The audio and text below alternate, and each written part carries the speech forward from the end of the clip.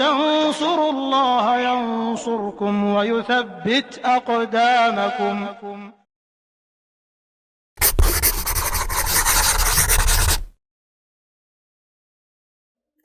Bismillahirrahmanirrahim. Assalamualaikum warahmatullahi wabarakatuh.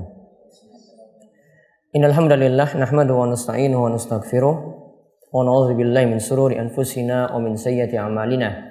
May yahdihillahu fala mudhillalah wa may yudlilhu fala hadiyalah. Wa asyhadu an la ilaha illallah wahdahu la syarikalah wa asyhadu anna Muhammadan abduhu wa rasuluh. Allahumma shalli ala nabiyyina wa sayyidina Muhammad wa ala alihi wa man tabi'ahum bi ihsan ila yaumiddin. Allahumma anfa'na bima 'allamtana wa 'allimna ma yanfa'una wa zidna ilma. Baik, ikhwani fiddin wa akhwati fillah rahimani wa rahimakumullah.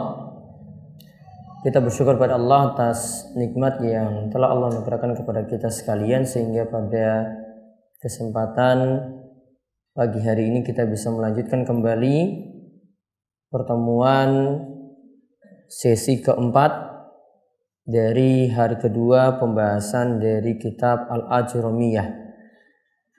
Pada pertemuan sebelumnya ada yang ke tangga, coba ada jawaban dari Ahmad di situ. Pada pertemuan sebelumnya ada beberapa tugas yang berkaitan dengan awal-awal pembahasan. Yang pertama tentang pengertian ilmu nahwu, ya, dan tujuan mempelajari ilmu nahwu tersebut. Pengertian nahwu ada para ulama golongkan secara bahasa dan secara istilah. Ya, secara bahasa ada beberapa makna di dalamnya, di antaranya ada yang menyebut dengan nahwu itu artinya jihad atau arah. Dan ada juga memaknakan dengan al-misal seperti, ada juga dengan syibah, serupa atau seperti. Dan ada yang membawakan makna secara bahasa yang lainnya.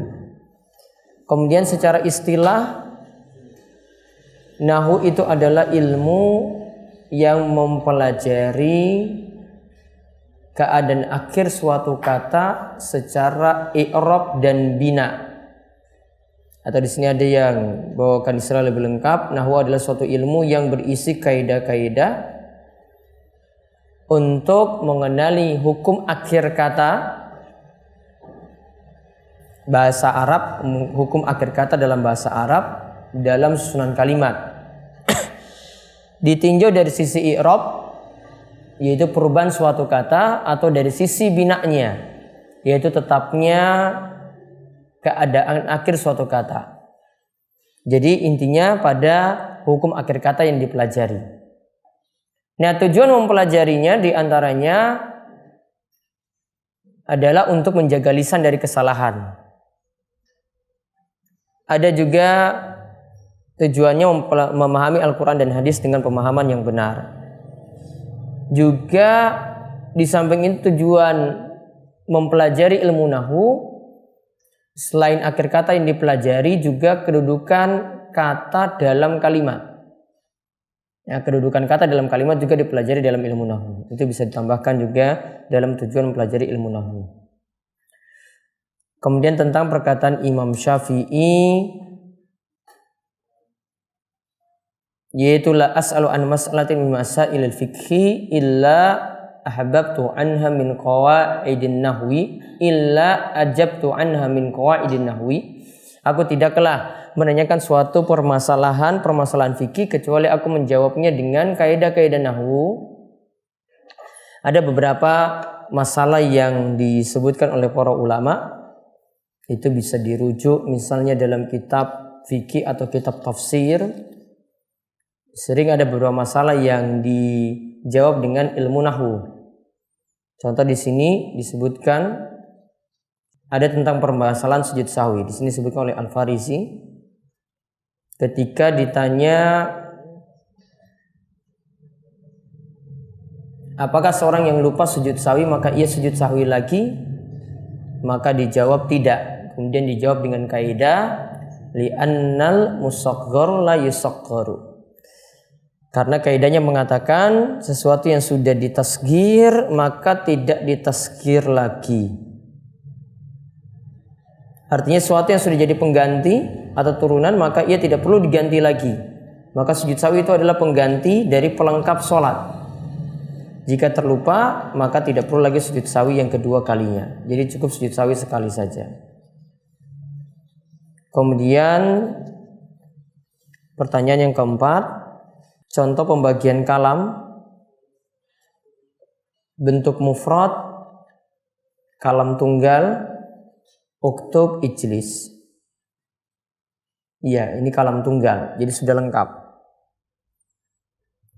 Kalau bentuknya cuma koma saja belum, itu belum masuk kalam.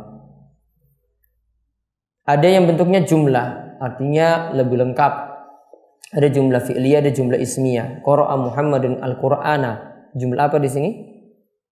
Qara'a Muhammadun al-Qur'ana. Fi'liyah. Itu kalimatnya sudah termasuk kalam. Contoh lagi jumlah Muhammadun yajlisu 'alal kursi. Muhammad duduk di atas kursi. Ini jumlah apa? Ismiyah. Sudah termasuk dalam kalam. Atau sudah termasuk dalam istilah jumlah tadi. Kemudian ada yang berbentuk sibul jumlah, mirip jumlah. Contohnya Bismillahirrahmanirrahim. Ini asalnya masih sibul jumlah. Namun kalau lihat dari sisi makna lengkapnya, kalau kita baca Al-Quran kemudian mulai dengan Bismillahirrahmanirrahim, maksudnya Bismillahirrahmanirrahim akra'u. Artinya sudah mengandung kalam. Contoh lagi sibul jumlah, kalimat misalnya fil masjidi. Situ ada huruf jar, setelahnya jadi majrur, itu sudah masuk sibul jumlah. Jadi jawab pertanyaan tadi tentang sibul jumlah, contoh-contohnya seperti tadi. Jadi sibul jumlah ada dua macam. Ada yang memakai zorof, ya, diawali dengan zorof, ada yang diawali dengan huruf jar. Kemudian perbedaan an dan min. Apa perbedaannya? Kalau min itu pasangannya dengan apa? Min itu dengan ila. Ya, minal masjid, ila kemana? Min itu dari mana? Ila itu kemana? Jadi min itu menunjukkan makna ibtida. Safartum min Yogyakarta ila Jakarta. Jadi min pasangannya dengan ila. Jadi min makna ibtida, memulai. Sedangkan an itu mujawaza, melewati, melampaui. Artinya misalnya dalam hadis an Aisyata. Jadi hadis itu dari Aisyah dulu. Jadi Aisyah dilampaui dulu. Ya, Aisyah dilampaui dulu, baru setelah itu diambil lagi dari Nabi Shallallahu Alaihi Wasallam. Ya, dari Aisyah, an Aisyata, dari Aisyah, maka Aisyah dilewati dulu, baru setelah itu dilewati Nabi Shallallahu Alaihi Wasallam. Jadi perbedaannya yang satu menunjukkan makna ibtida, min itu makna ibtida, memulai, dan an itu makna mujawazah, melewati. Ini jawabannya ada di ta'liqat syarah Muqaddimah al-Jurumiyah karya Syekh Muhammad bin Shalih Al-Utsaimin. Kemudian qad bisa bersambung dengan fi'il madhi. Qad juga bisa bersambung dengan fi'il mudhari. Qad bisa bersambung dengan fi'il madhi, qad juga bisa bersambung dengan fi'il mudhari.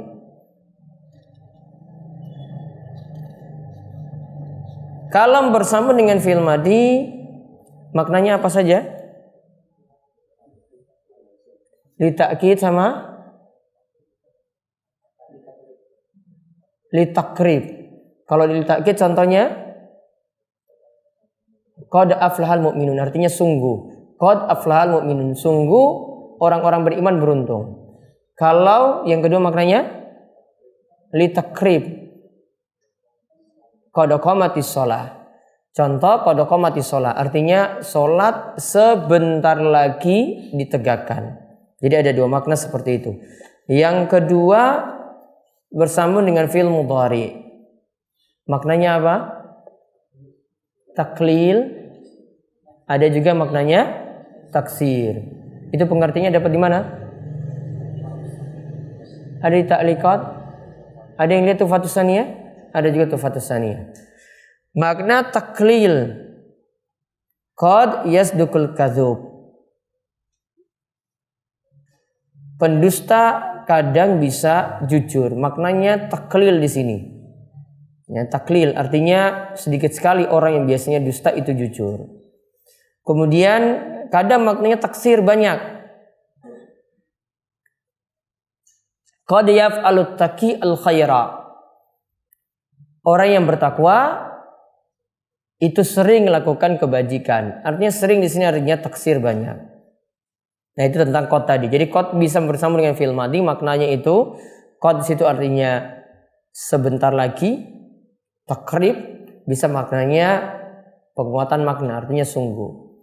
Qad juga bisa bersama dengan fi'il mudhari, ya maknanya itu nanti bisa taklil artinya sedikit atau jarang, taksir artinya banyak, artinya ya sering atau biasa dilakukan. Kemudian perbedaan mus dan mundu. Ada perbedaannya? Search di Google berarti. Kalau search di Google dia katakan nggak ada. Tapi saya dapat perbedaannya. Kalau mus, ya mus itu isim, setelahnya nanti fi'il. Ini menurut sebagian ya, kalau yang menganggap beda antara mus dan mundu. Sedangkan mundu itu huruf, yaitu masuk huruf jar, setelahnya itu isim. Mus sekali lagi itu isim, setelahnya itu nanti fi'il. Maknanya sama min, artinya dari atau semenjak, sejak. Sedangkan kalau mundu itu huruf jar, setelahnya nanti isim. Contoh, ma ra'aituhu mundu yaumil jum'ati. Aku tidak pernah melihatnya sejak hari Jumat. Mundu di situ fungsinya sebagai huruf jar. Setelahnya itu adalah isim. Ini bagi yang mengatakan ada perbedaan. Nah, kemudian yang terakhir itu menentukan isim fi'il huruf pada surat Al-Fatihah. Nanti saya periksa. Baik.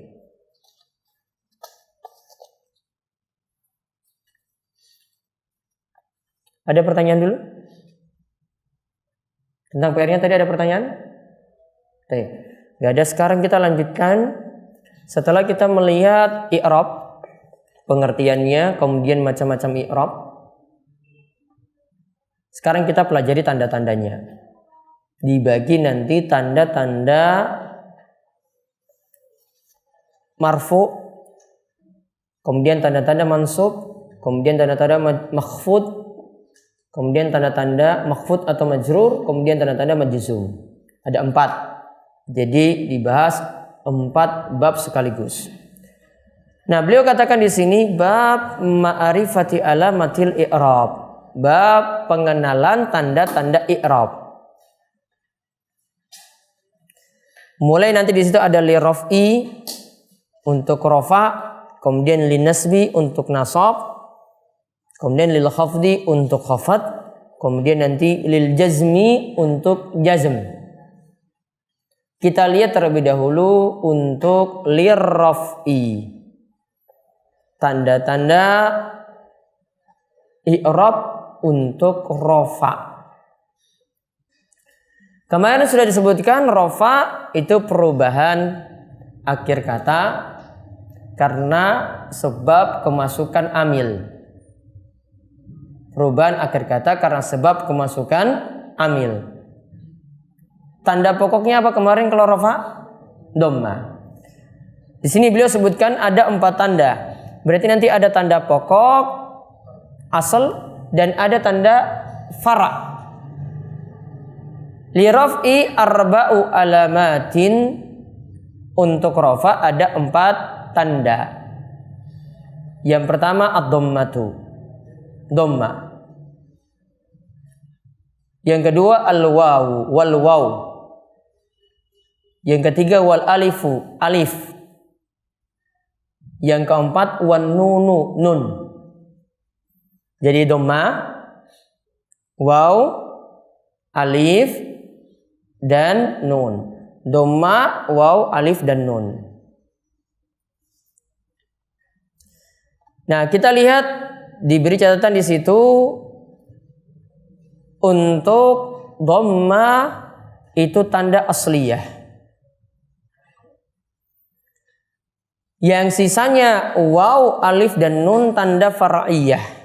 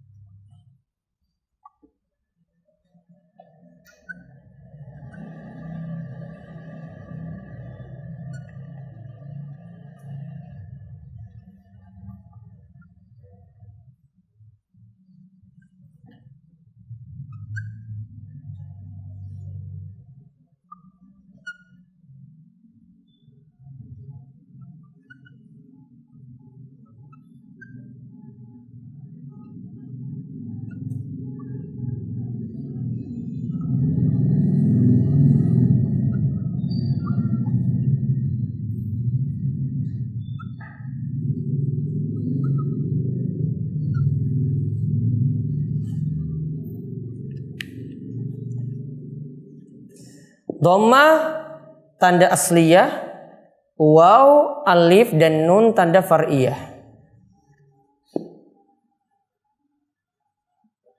Jadi ada yang tanda pokoknya dhamma. Jadi kalau kita lihat istilah rafa selalu dekati dengan dhamma. Kemudian ada yang tanda far'iyah turunannya atau penggantinya. Selain dari dhamma tadi ada alif, ada waw, ada nun.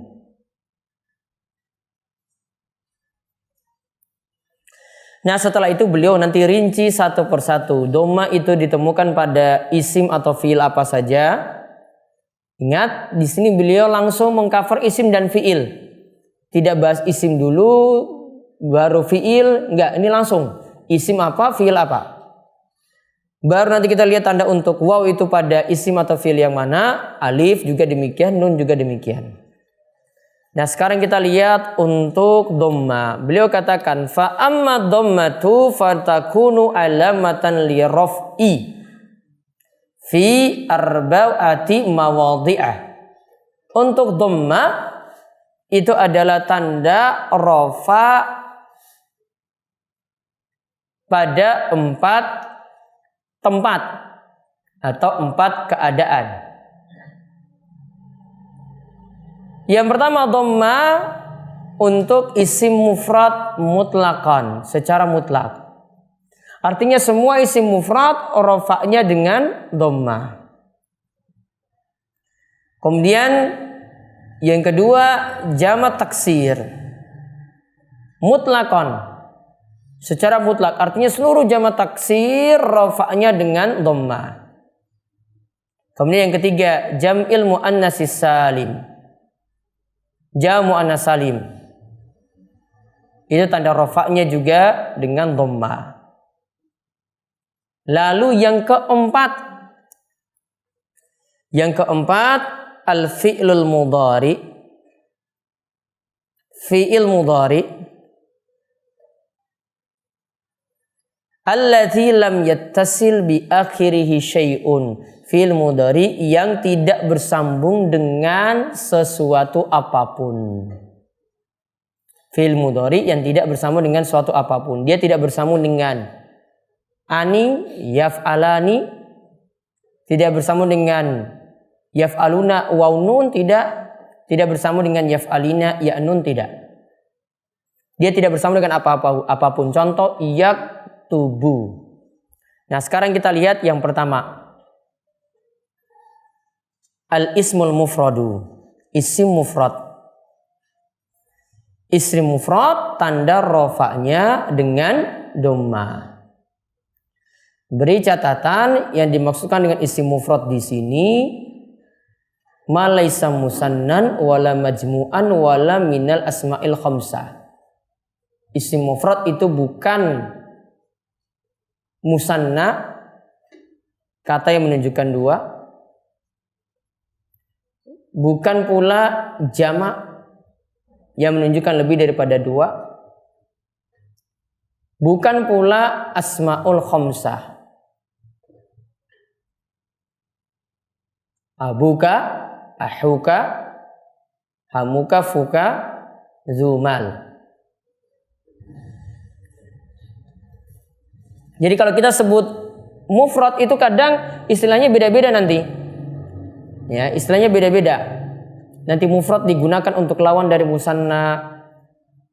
Nanti mufrad juga nanti ditemukan di beberapa pembahasan mansubat, itu ada. Namun kalau kita bahas mufrad di sini itu bukan musanna, bukan jamak, bukan masuk asmaul khamsah. Contoh kata Muhammad pada ayat Muhammadur Rasulullah wallazina amanu asyiddau 'alal kuffari ruhama'u bainahum. Kata Muhammadun isim mufrad. Dia kita katakan ismun marfu'un wa alamatu raf'ihi ad-dhammatu. Isim marfu' dia tanda rafa'nya adalah dhammah. Isim mufrad pertama. Yang kedua jamak taksir. Apa jamak taksir yang dimaksudkan di sini? Ingat, jamak taksir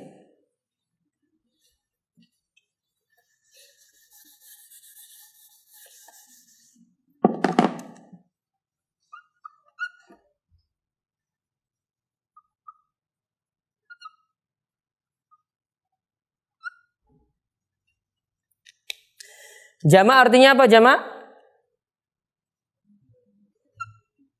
Lebih dari dua. Taksir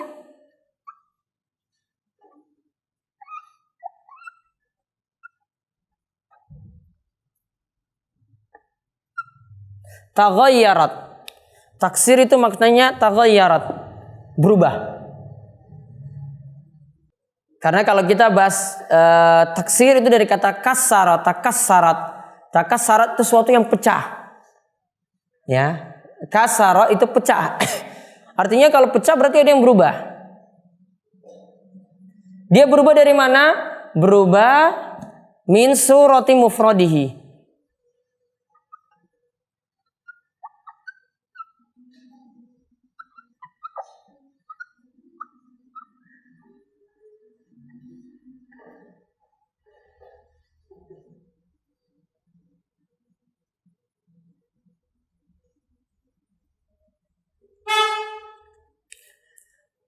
Berubah dari bentuk mufradnya. Jadi bentuk mufradnya gak nampak lagi. Ya, bentuk mufradnya tidak nampak lagi. Artinya sudah tidak beraturan. Saya contohkan misalnya dulu untuk yang beraturan.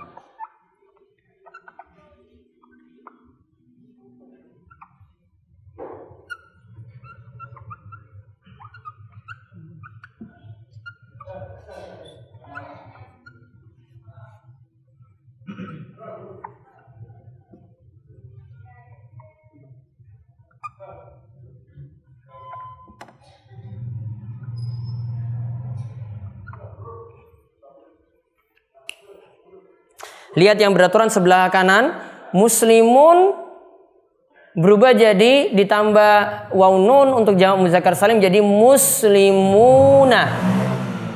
Namun kalau rajulun ya berubah jadi jamak menjadi jamak taksir jadi rijalun. Sudah berubah.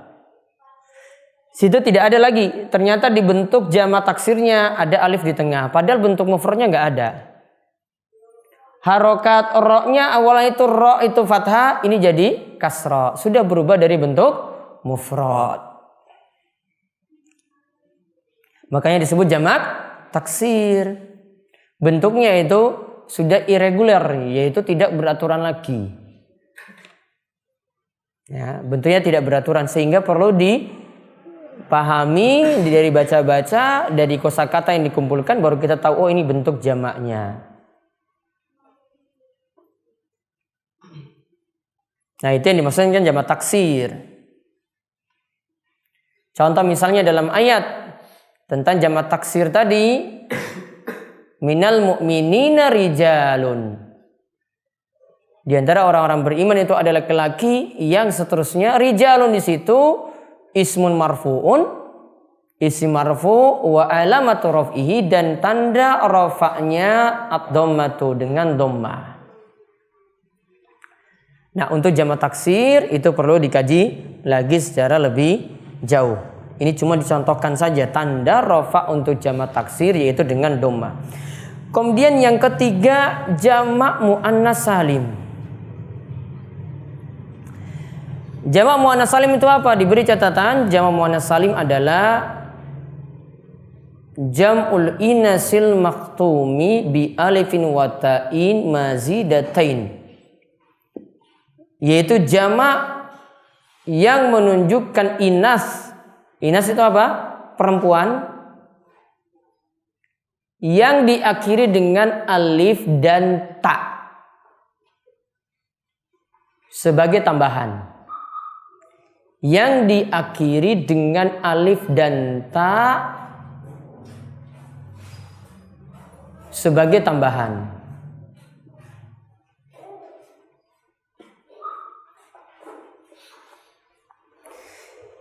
Kenapa disebut jamak muannas?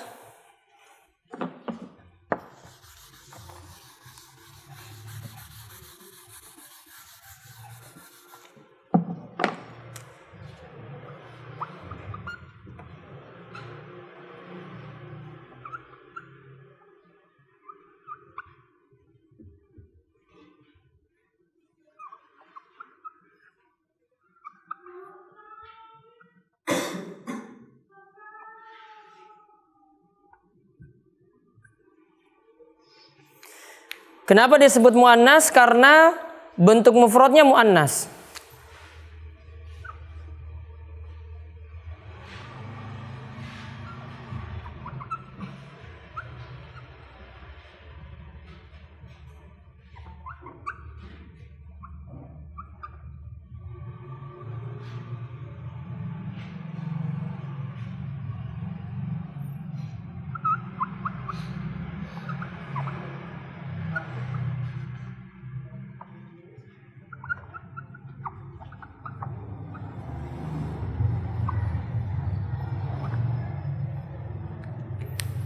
Contoh, muslimatun berubah jadi muslimatun. Terus kenapa ada kata as-salimu di situ? As-salim itu artinya as-salama, selamat.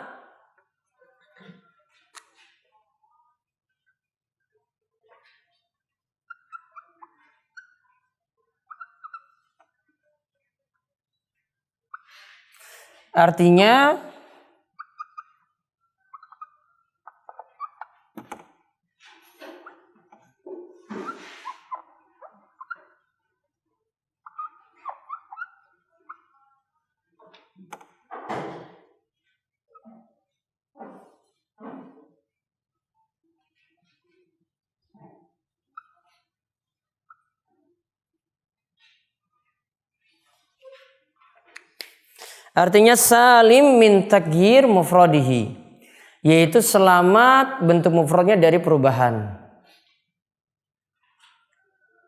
Maka salim tadi lawannya apa? Taksir. Salim itu lawannya taksir.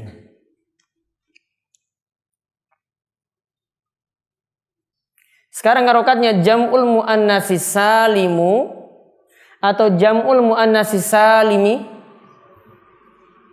As-salim itu ngikuti mana? Jam'unya apa muannasnya? Mana yang selamat? Jam'unya apa muannasnya yang selamat? Perempuannya yang selamat apa jamaknya yang selamat? Jamaknya. Maka nanti dia tabi, as-salim itu tabi ke jam'u.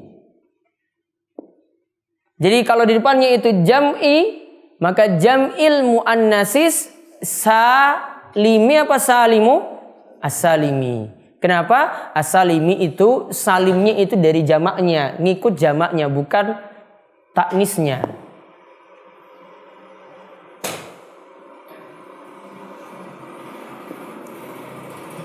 Maka contoh tadi ya, muslimatun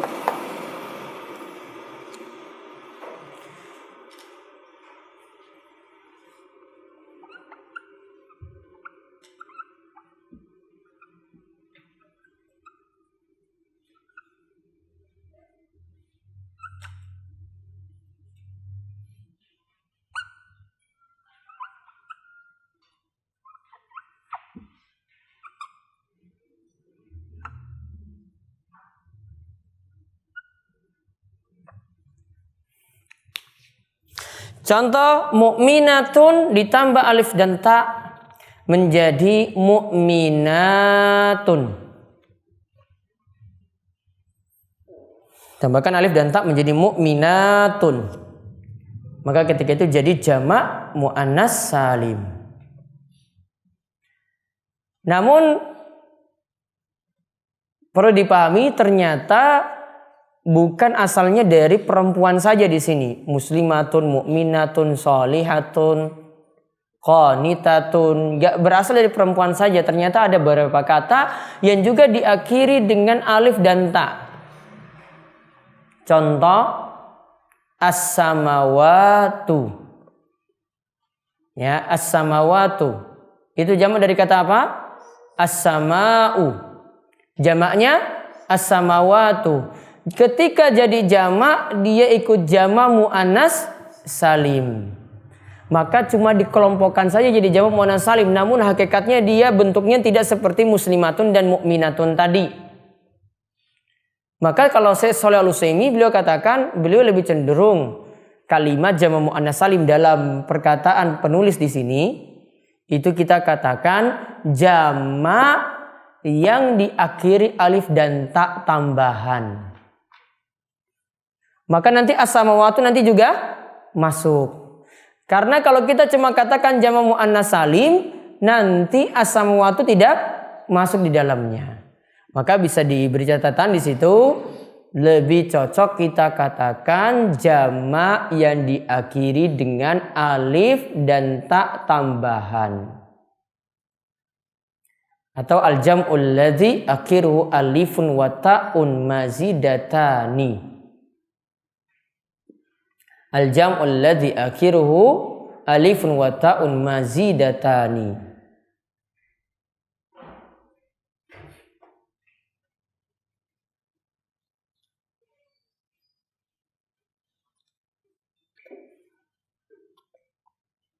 Nah, sekarang PR-nya yang pertama.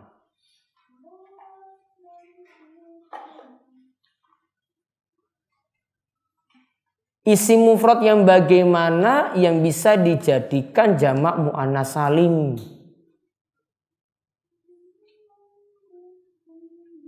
Isim mufrad yang bagaimana yang bisa dijadikan jamak muannas salim? Cari nanti di mulakhas.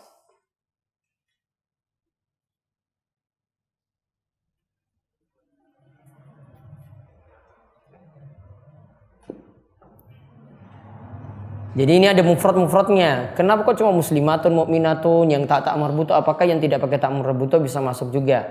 Nah itu dicari. Nah sekarang yang sudah pertama tadi isim mufrad, yang kedua jamak taksir, yang ketiga jamak muannas salim, yang keempat al-fi'lul mudhari alladzi lam yattasil bi akhiri syai'un, yaitu fi'il mudhari yang tidak bersambung dengan apapun. Artinya tidak bersambung nanti. Nanti kalau kita bahas setelah ini nanti ada contoh yaktubani, ada alif dan nun. Yaktubuna, ada waw dan nun. Ada taktubina, ada ya dan nun. Tidak bersambung dengan alif nun, tidak bersambung dengan alif nun, ya nun, waw nun. Atau disebut dengan af'alul khamsah. Tidak bentuknya af'alul khamsah. Nah, maka dia tidak bersambung dengan apapun tadi. Contoh yaktubu, contoh lagi yakfiru. Misalnya Allah katakan dalam surat Al-Baqarah, fayakfiru liman yasha. Allah mengampuni siapa saja yang Allah kehendaki. Yakfiru, lihat, yakfiru tidak bersambung dengan alif nun, tidak bersambung dengan waw nun, tidak bersambung dengan ya nun. Maka tanda rofa'nya yakfiru itu dengan dhammah. Tanda rofa'nya yakfiru itu dengan dhammah. Nah, itu tanda asli untuk rofa, yaitu dengan dhammah. Kita dapati pada isim mufrad, dapati juga pada jamak taksir, dapati pada jamak muannas salim, dapati juga pada fi'il mudhari yang tidak bersambung dengan apapun. Sekarang tanda yang kedua. Al-alamatus tsaniyah wa hiyal waw.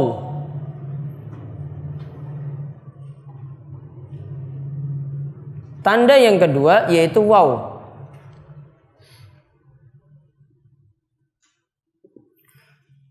Di sini dikatakan wa ammal wawu fatakunu alamatan li raf'i fi maudi'ain. Waw itu jadi tanda rafa untuk dua keadaan.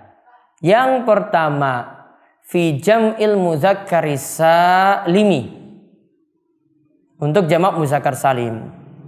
Yang kedua, wa fil asma'il khamsati, untuk asma'ul khamsah. Wahia, yaitu contohnya abuka, akhuka, abuka wa akhuka. Lihat di matan, wahamuki atau wahamuka di situ ditulis. Hamuki atau hamuka di situ ditulis hamuki. Nanti saya jelaskan kenapa beliau pilih hamuki. Aneh-aneh aja beliau di sini. Ya, ini harokat dari Syekh Shalih Al-Utsaimin. Ya, beliau pilih wahamuki, wafuka, wadzumalin. Yang pertama, tanda tadi untuk rafa dengan waw pada jamak muzakkar salim. Apa yang dimaksud dengan jamak muzakkar salim? Ditulis. Jamak muzakkar salim itu adalah jamak alladzi khutima, yang diakhiri mufraduhu bi wawin wa nunin aw bi ya'in wa nunin. Yaitu jamak yang diakhiri mufradnya dengan waw nun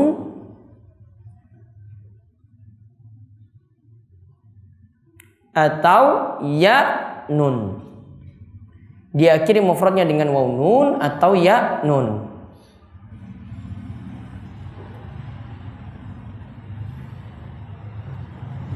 Nah, kenapa dinamakan muzakkar?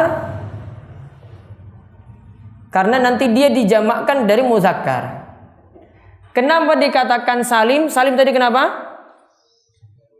Karena salim minat taghyir mufradihi, yaitu dia selamat dari perubahan bentuk mufradnya. Artinya bentuk mufradnya tetap ada, cuma ada tambahan waw nun, cuma ada tambahan ya nun. Maka contohnya misalnya mu'minun.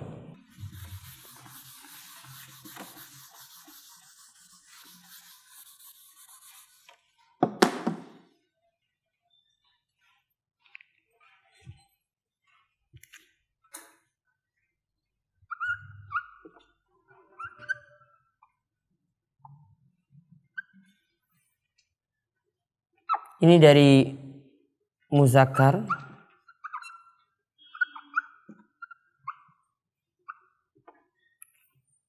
Salim itu artinya tadi salim minat taghyir.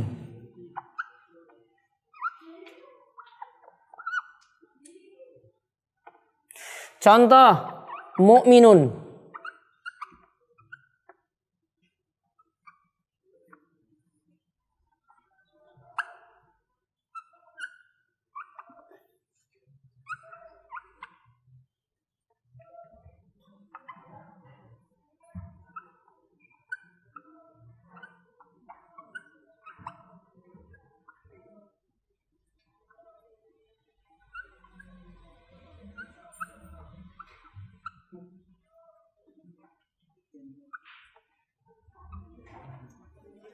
Contoh mukminun ditambah waw nun menjadi mukminuna, ditambah ya nun menjadi mukminina. Maka contoh dalam ayat walamma ra'al mu'minuna, al mu'minuna di situ ism marfu'un wa alamatu raf'i ad-dhammatu. Isim marfu, alamat dhammanya itu adalah alamat rafa'nya itu adalah dhammah. Maaf, alamat rafa'nya itu adalah waw. Jadi alamatnya itu di sini.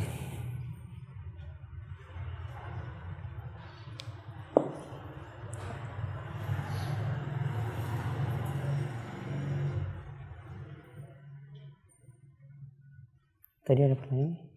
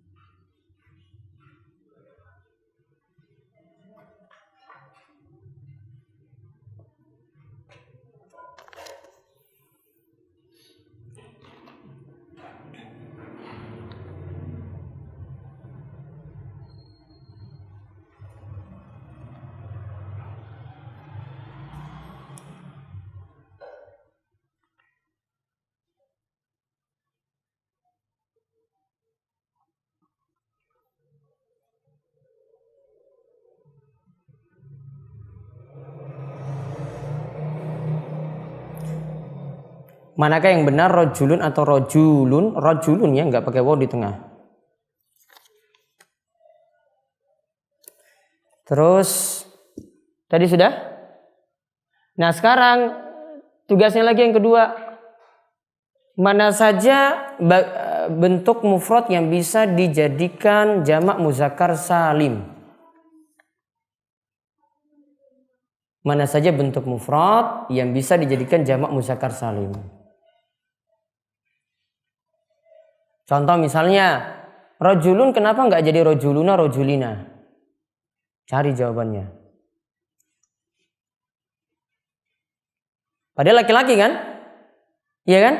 Padahal laki-laki. Kenapa rojulun tidak jadi rojuluna, tidak jadi rojulina? Apa dia nggak laki-laki rojul itu?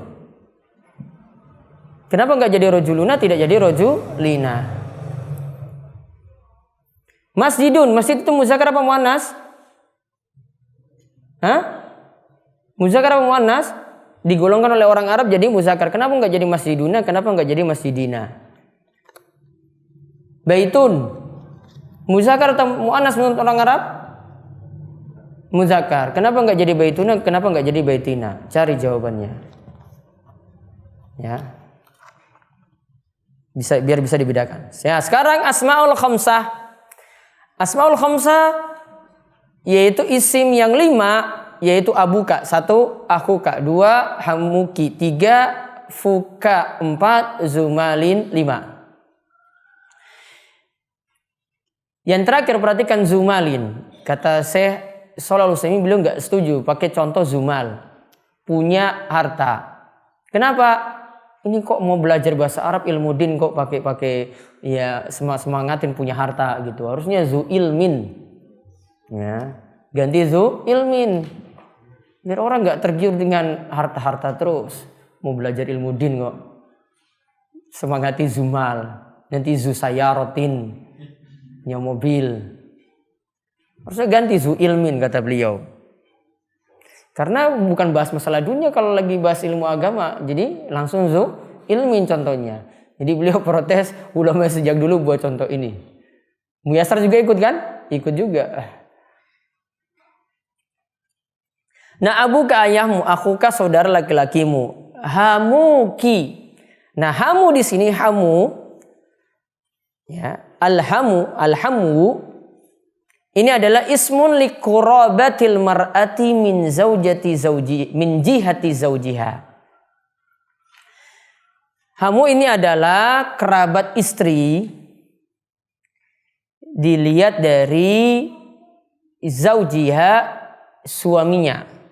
Jadi suaminya mandang istrinya itu, istri-istri ini ya kerabat dari istri itu namanya hamu. Jadi suami memandang kerabat dari istri itu disebut hamu. Berarti suami lihat adik iparnya, itu disebut alhamu.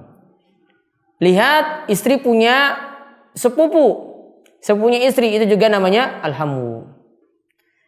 Nah, alhamu di sini kalau kita sebut dari suami, ya, suami berarti nanti kan manggil iparmu, ya.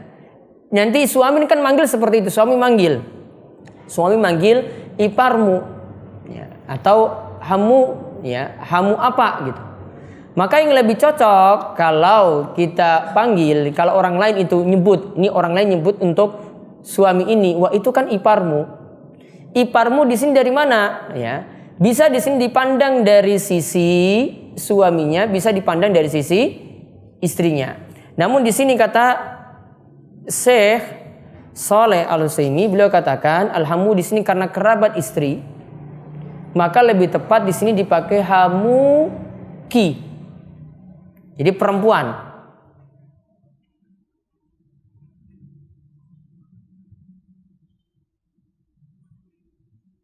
Namun kita juga bisa disebut dengan hamuka juga bisa.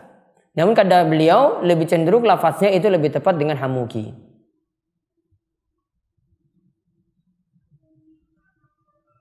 Karena lebih afsah, lebih fasih kalau kita jadikan itu nama untuk kerabat-kerabat istri.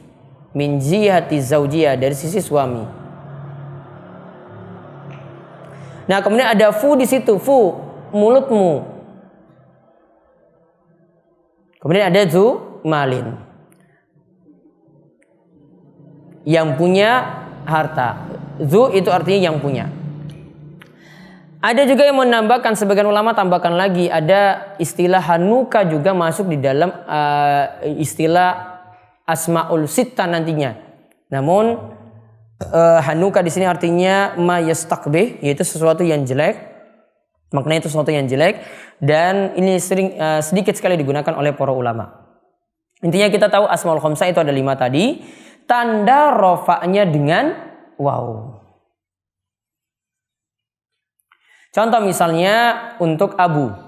Ingat ya, abuka tadi K-nya yang di belakang itu bisa diganti. Bisa diganti nama Abu Muhammad, Abu Sulaiman, Abul Haris, dan seterusnya. Bisa diganti dengan domir. Misalnya Abuna. Abuna. Artinya apa? Abuna. Nah-nya itu apa? Domir apa? Pengganti domir? Ana apa nahnu? Nahnu. Ya, maka Abuna misalnya disebutkan dalam ayat Abuna Syekhun Kabir, yaitu tentang Musa yang ketika itu bertemu dengan para wanita yang sedang mengurus ladangnya. Ia katakan, bapak kami ini sudah sangat tua. Maka Abuna di situ, Abu itu adalah isim marfu wa alamatu raf'i al-waw. Dia adalah isim marfu, tanda rafa'nya dengan waw. Maka yang dibahas ini cuma Abu saja. Maka kemarin ada pertanyaan, saya sedikit ralat kemarin tentang fa'altum, tentang fa'altu. Kalau ditanyakan mana fiilnya, cukup jawab saja fa'alnya di depan. Ya, tumnya di belakang itu sudah masuk domir. Karena seperti di sini, ya, kita tidak katakan asmaul khamsah itu seluruhnya untuk abuka, untuk seluruhnya, namun cuma Abu saja yang nanti di i'rab. Ya, cuma Abu saja nanti di i'rab. Nah, itu yang pertama untuk waw. Yang kedua yang memiliki tanda rafa dengan waw itu adalah tanda yang kedua. Tadi yang pertama jawab muzakkar salim, yang kedua asmaul khamsah. Nah, sekarang yang ketiga, tanda ketiga untuk rafa.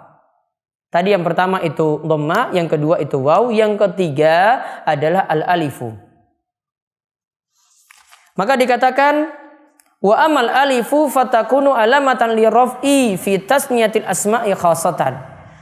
Untuk alif itu hanya tanda rafa untuk tasniyatil asma'i khassatan, untuk isim yang dimusannahkan, isim yang dijadikan bentuk dua secara khusus. Tasniyah itu maksudnya dijadikan dua. Berarti ini pada isim musanna.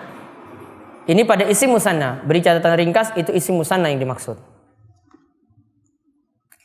Nah, apa yang dimaksudkan dengan isim musanna? Isim musanna adalah isim ad-dal ala isnain, isim yang menunjukkan dua. Ad-dal ala isnain, isim yang menunjukkan dua. Allati luhiqa akhiru mufradihi alif wan nun aw ya wan nun. Yaitu isim yang menunjukkan dua yang diakhiri dengan alif nun atau ya nun. Isim yang menunjukkan dua yang diakhiri dengan alif nun atau ya nun.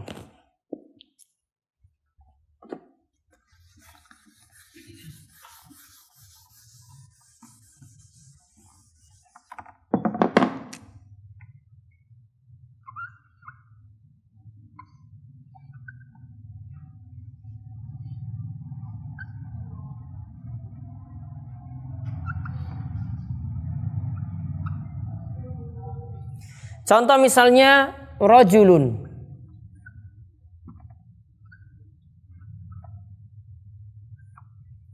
Tambah alif nun menjadi rajulani.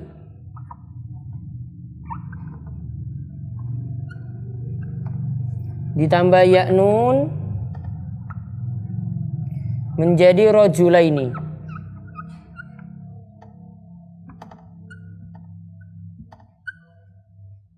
Artinya dua laki-laki, rajulun satu laki-laki, rajulani rajulaini dua laki-laki.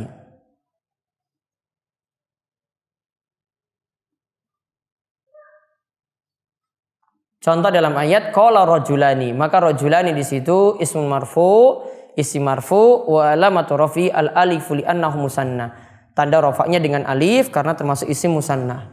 Maka ini tanda rafa'nya.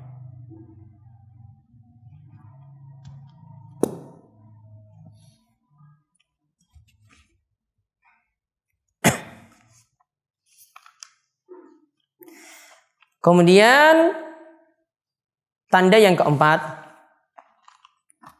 yang terakhir untuk tanda rafa yaitu nun. Wa amman nunu fatakunu alamatan liraf'i fil fi'lil mudhari'i. Nun itu tanda rafa untuk fi'il mudhari. Namun fi'il mudhari'nya di sini dikatakan catatannya iza tasala bihi dhamiru tasniyatin au dhamiru jam'in au dhamirul muannasatil mukhatabati. Nun merupakan tanda rafa untuk fi'il mudhari jika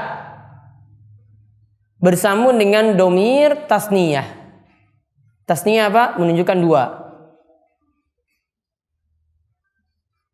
Atau bersambung dengan dhamir jama' menunjukkan jama'. Atau bersambung dengan domir muannas perempuan mukhatabah orang kedua. Saya ulang, bersambung dengan domir tasniyah menunjukkan dua. Atau bersambung dengan domir jamak menunjukkan jamak. Atau bersambung dengan domir muannas al mukhatabah. Mu'annas menunjukkan perempuan, mukhatabah orang yang diajak bicara. Kan ada ghaib, domir ghaib, ada domir mukhatab, ada domir mutakallim.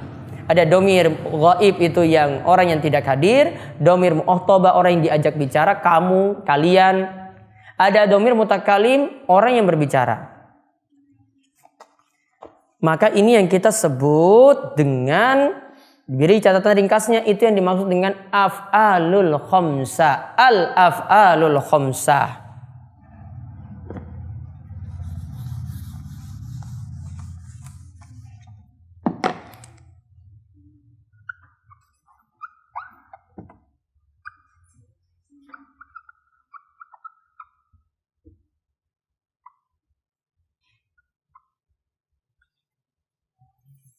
Itu yang dimaksud dengan al-af'alul khamsatu.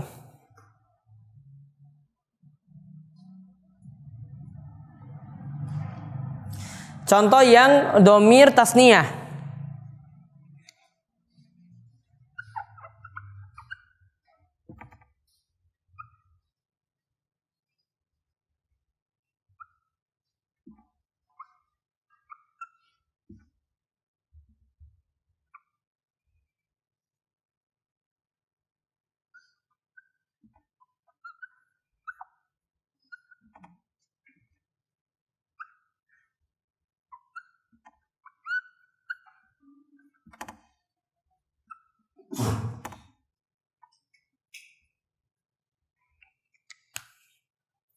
Contoh dhamir tasniyah yaf'alani taf'alani.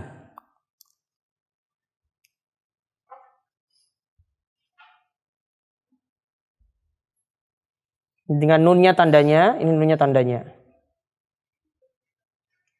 Kemudian dhamir jamak.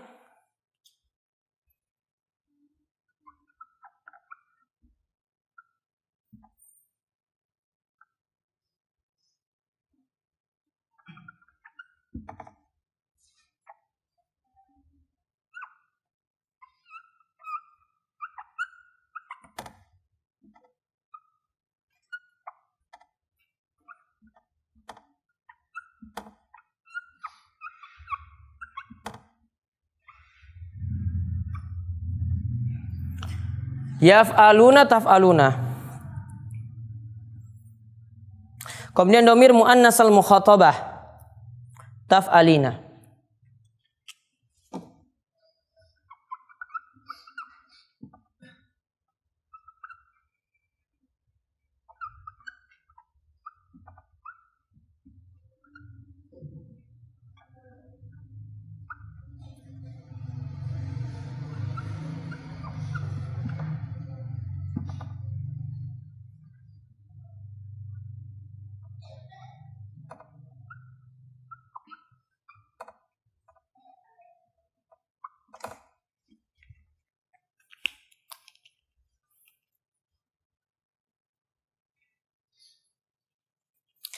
Yaf'alani taf'alani, yaf'aluna taf'aluna taf'alina. Jumlahnya 5. Itu wazannya seperti itu. Contoh misalnya untuk dhamir tasniyah yaktubani taktubani. Dhamir jamak yaktubuna taktubuna. Dhamir muannas al mukhatabah taktubina.